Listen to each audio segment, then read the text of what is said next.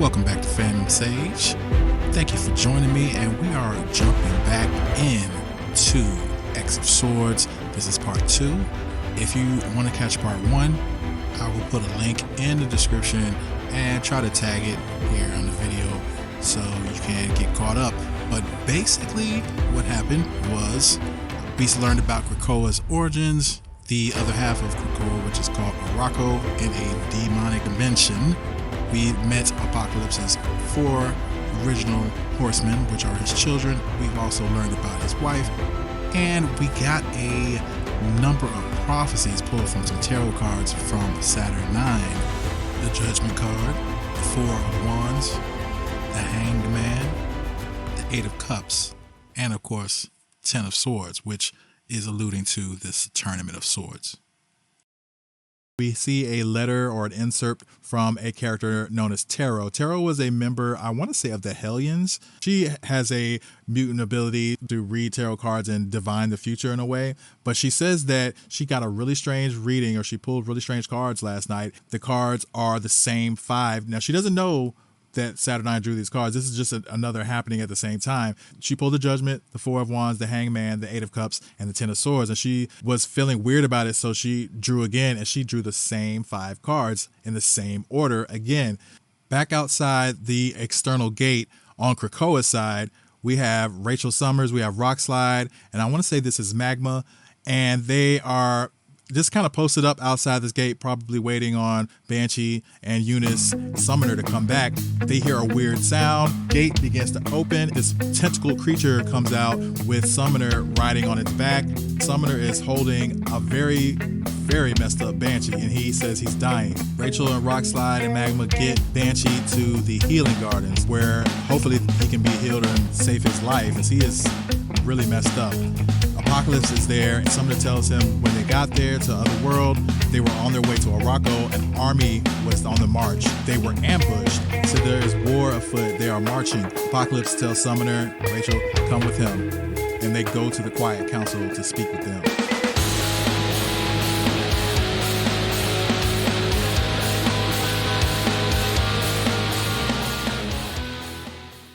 At the Quiet Council, Apocalypse pretty much tells his truth, what has been going on with him, because he has been seeming kind of distant and weird since the whole Cohen Age started. He has ties to this place. He was here before, a long time ago. He tells him about one island that was split in 2, and that his wife and his children were trapped on the other side of this hell gate, that they were now under siege and pretty much at their end and probably going to meet their destruction soon. And that his wife was already dead and he was too late to save her. The council has a lot of questions, rightfully so, that Apocalypse has been so secretive, and what are they supposed to do exactly? And this gate, he tells them, is different than the others. It's a different energy, probably because it's not exclusive for just mutants to pass through. And everybody's like, well, you need to probably shut that down, destroy it. Most of them say that anyway. Storm, a couple of others, Kitty, say, maybe we shouldn't do that, because if these are mutants and they're in trouble, don't we have an obligation to help? And Otherworld is also, part of our allies too, because they do have a regular gate that leads to Otherworld near the Starlight Citadel. The other members of the Quiet Council aren't really keen on opening themselves up a back door into their home, and they see that as a real security risk. Magneto also derides Apocalypse for doing this without consulting anybody on the Quiet Council. He made this gate, but Apocalypse says a lot of people have made gates without consulting anybody, so if that's the protocol, I sure haven't seen it. This is something that I felt needed to be done. I needed to know if my people were still alive. So he had experimented to see if he could even open that gate to Otherworld, and he was able to. And he sent the Summoner over there with Banshee and with Eunice. Summoner tells the Quiet Council that they did get into Otherworld. They saw the Starlight Citadel was there floating above them, and they were in such awe, shocked to see such a huge castle flying in the sky, but they didn't even notice below them in this valley were thousands and thousands of Amenthi demons. Before they had time to react, they were on them. They were attacking them. They had to fight for their lives. Eunice got captured. Banshee got seriously wounded. Summoner had to grab him and get out of there and get back through the gate. Xavier is listening to this story, and the way the Summoner is telling it is so Shakespearean that he says, Apocalypse, can you give us like a real world assessment of the threat and what's going on? And Apocalypse basically tells him, this threat is realer than real. It's a problem that I had to come to you for help. So you better believe that it's that serious. Again, others like Shaw pipe up and say, I just think we should just shut the gate. Storm thinks that the Citadel needs to be protected and helped if possible. Gene is ready to go grab the strike teams, grab Scott, and get formed up squad goals. Exodus and Nightcrawler say some very interesting kind of religious allegories about the tinting and darkening of heavens, a world of fear that's just outside. A lot of strange kind of biblical references get brought up here as well. And talking about all the new enemies that they've made, Hominis Verendi, the Flower Cartel, Xano, Mystique chimes in, and Orcus. Don't forget Orcus. Apocalypse mentions that there is another gate to Avalon. Jamie Braddock, Brian Braddock, and Betsy Braddock's brother, Monarch, he sits on the throne where this gate is. So Charles is like, well, why is there this other bigger gate? And this is where he tells them that it's probably because it's not meant just for mutants. And then that's when Emma, Magneto, Shaw jump in again and say, we just need to destroy it, and that'd be the end of it. Shaw even says, let's just play democracy and take a vote. And a majority of them vote to shut or destroy that gate. Charles says to Apocalypse, I'm sorry, but you've been outvoted. And Doug or Cypher chimes in and says, wait a minute.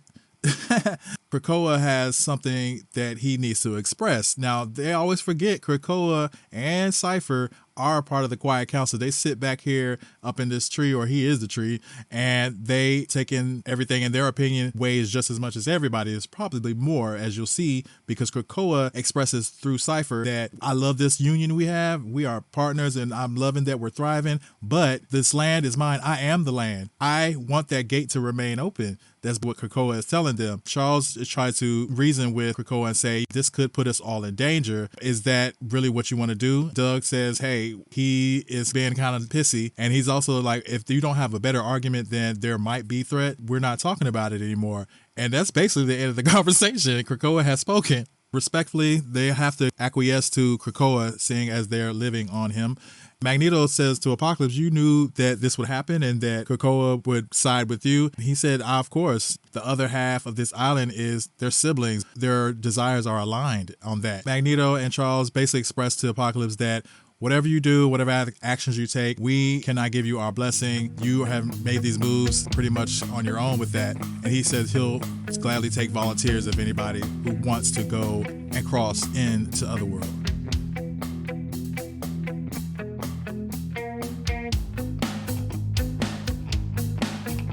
Then we see that we have gotten some volunteers. We got some really good ones, some pretty heavy hitters. We see Havoc and we see Polaris at first. Havoc makes a joke to her and says, so Magneto asked you to come. She says, the strength of the House of M must never be questioned.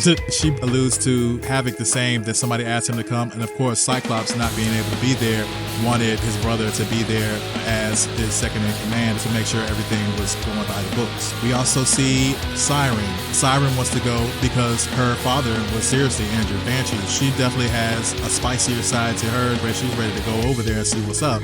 Then you also have Richter. Richter and Apocalypse have had a strangely close relationship for some time now. Apocalypse does favor Richter quite a bit. He looks at him as one of the strongest mutants around, and Richter is very powerful. He can control Earth. He's pretty much an earthbender. You see in the back Beast, and you have Archangel as well. And Beast and Archangel discuss why they are going on this, and Archangel surmises that Beast is going because, of course, he's curious. Beast says that's it. Beast says to Archangel, why are you going, or ask him, and he says, I never really have trusted Apocalypse still to this day.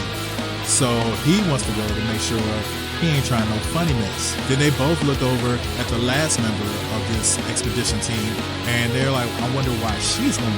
We see standing by the gate ready to go is Monet St. Croix, or otherwise known as M. Apocalypse is approaching her. He asks her, have you ever been to Otherworld, child? Ventured into the unseen lands and felt the invisible hand of the Starlight Citadel as she moves the infinite? Monet says, no, I haven't. And Apocalypse asks her, why are you going then? Monet says, honestly, I just feel like it's a job that I might want to do down the road. And if anybody knows anything about Monet, she gets restless and she gets antsy and she always wants to be the first. She'd rather be moving and on the move. She always wants to be on a team versus sitting on the council. So she's by the gate. She's like, so are we doing this or what? She's ready.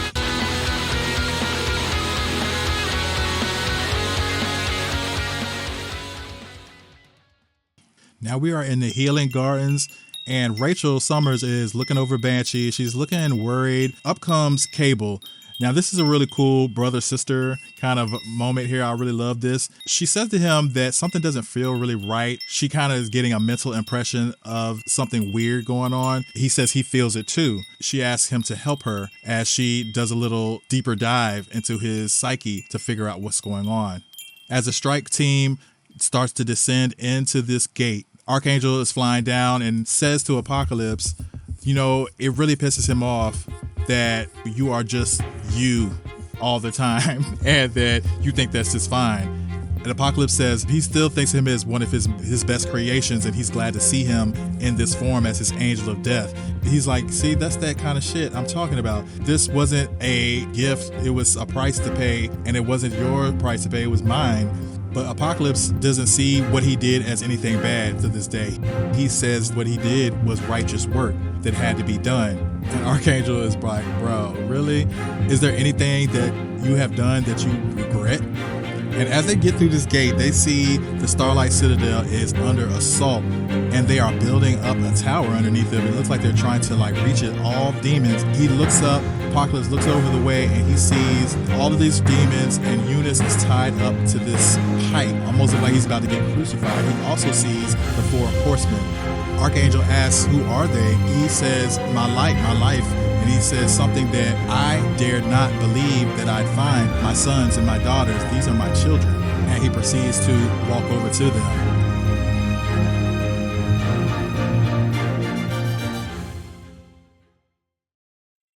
Now, back in the Healing Gardens, Rachel and Cable deep diving into Banshee's subconscious. They are both feeling a very uneasy feeling as they kind of see third perspective or a bird's eye view the events of what happened when he, Summoner, and Eunice the Untouchable entered the gate and crossed into Otherworld. And they do see this army that's there just like now, but they see Summoner walking up to him. And we jump back to the president and we see Summoner and Apocalypse approaching the 4 horsemen. Apocalypse is truly humbled and he is apologizing to them and he cannot believe that they're still whole and intact.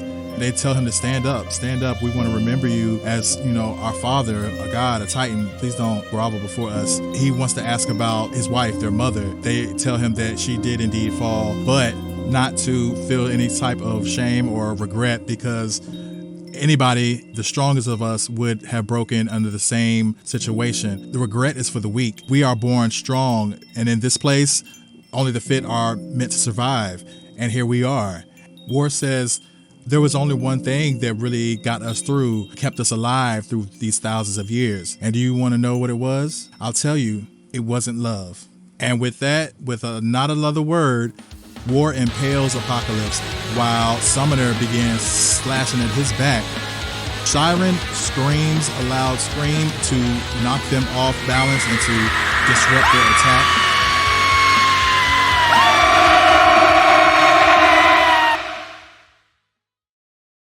And back at the Healing Gardens, Rachel and Cable get the terrible realization that they have been fooled. They see that Banshee realizes that too. And as they begin to draw back this vision, they see the Starlight Citadel and they look back even farther and they see Opal, Luna, Saturnine watching all these events unfold. Now, this is a memory, but in this memory, Opal, Luna, Saturnine, she looks up right at Rachel and Cable and says, I see you looking, mutant, but you're looking for the wrong thing. And she reaches out and she knocks them out of this telepathic probe from the past, which is so crazy. Her and Cable get knocked back out of this psychic vision, and Rachel says, I'm going to stay and try to get more information that might be locked away in Banshee's head. Go get mom and dad and show them what's happened. Back in Otherworld, Saturnine is in a trance, and one of her subordinates is trying to get her attention and snap her out of it. She does finally and says, hey, I'm working. And she doesn't understand how she can be so out of it and focused while there's a huge battle going on right below them. And Saturnine basically says, intricate spells of this powerful magnitude, one has to really focus themselves and block out any distractions. And her subordinate's like, war and carnage is distraction. Okay. But all Saturnine sees is pawns. And the cards that she's drawn, she already knows the outcome of this minor skirmish, and this isn't even the main game. An all-out battle is raging down here. They are trying to get Apocalypse back through the gate. Beast and Richter are slowly but surely making their way, while the rest of these mutants are fighting off this demon horde as well as the 4 horsemen. Rockslide sees Summoner. He is so disappointed. He thought that they were friends, and at the beginning of this story, they were playing a game and learning all about each other's culture. And Summoner basically tells him, I'm a summoner of many things, especially lies. And in that moment, he summons forth a black blade, kind of like the Necro Sword, and he tells him now it ends. And as he slashes through Rockslide, you see his energy form inside of his body, and he completely bisects him and kills him. And at the same time, Plague fires one of her poisonous, terrible arrows at Apocalypse and tries to shoot him, but Richter jumps in front of it, takes the arrow straight to the abdomen. Now, at this point, everybody's panicking. Beast screams, we gotta go. It's time to get a tactical retreat. Alex tells him basically, get out, get help, and we'll try to make sure nobody else comes through the gate behind you. Havoc, Penance, Laris, Siren are going super hard. They are holding back a lot of these forces. Penance makes the comment that these people up in this Starlight Citadel, are they just not going to help at all? They're just going to be up there watching. And she makes the decision to send out a telepathic kind of, PSA like, hello. And hey, can you kind of help out, lady? Or are you just going to watch while your kingdom is turned to shit? And I love this because Monet St. Croix is one of the snarkiest, the bitchiest characters in X-Men, which I love that for her. It's always been a hallmark of her character. Emma Frost, you think, is that, but really, Monet is the shade queen. Her popping up, trying to call her out, Saturnine is not even really amused. She's just like, wow. She's like, you did that. Saturnine basically waves her off, knocks her off of her telepathic pedestal, tells her, run along. As Monet is knocked to the ground, Polaris asks, no luck? Monet says, that is not a nice woman. And coming from Monet, that means a lot. Alex basically says, maybe she needs a little bit of encouragement. That's a pretty big metal citadel, Lorna. Lorna's like, say less. After Monet's little telepathic stunt, Saturnine decides to pop down to the battlefield and she freezes time. And Monet is like, unfreeze me. And Saturnine's like, So she first goes over to Death to ask him a few questions and kind of try to figure out where his mind is. Like, why do you think you could come into my backyard, into my home, and think this would turn out any other way than it's turning out right now? Death tells her, we don't answer to no witch, basically getting real spicy with her. And she tells him, in this place, all answer to me. And she turns him into a Funko Pop version of himself, which is super cute. And that says, please don't think your magic or even my destruction will deter us from our work. We will get into this portal. We will get to the other half of our land. And it doesn't matter what you do to us, and we will throw our bodies, and we will throw 1,000 of our bodies against whatever you bring to get to what we need. Saturnine's subordinate says, okay, so I think he's trying to say that he's willing to make a blood price to get what they want.